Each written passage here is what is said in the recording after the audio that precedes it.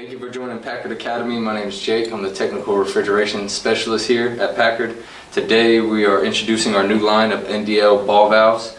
So we have a couple different key features here I want to go over with you guys today.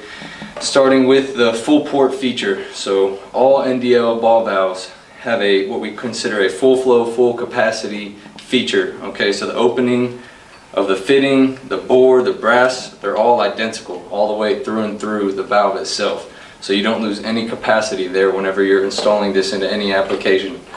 All the seals and seats that we use in these ball valves are all 100% virgin Teflon.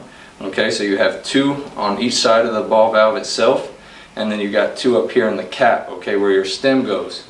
And what that does is that prevents you from having any leaks over time. So those Teflon rings, generally, they are just a PVC or plastic material. We have also a stem that's inserted from the bottom as opposed from the top. So this stem that actually controls the open and close of the ball valve itself is not inserted from the top and gives you a chance to have leaks or pressure break.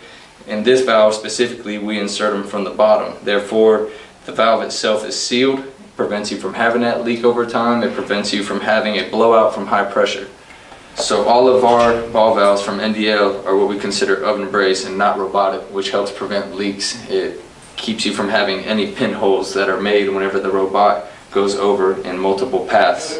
So all of these ball valves also have a base/foot mount, and they come with clamps as well, which allows you to mount this ball valve in any application, prevent from having any extra vibration in those line sets, okay?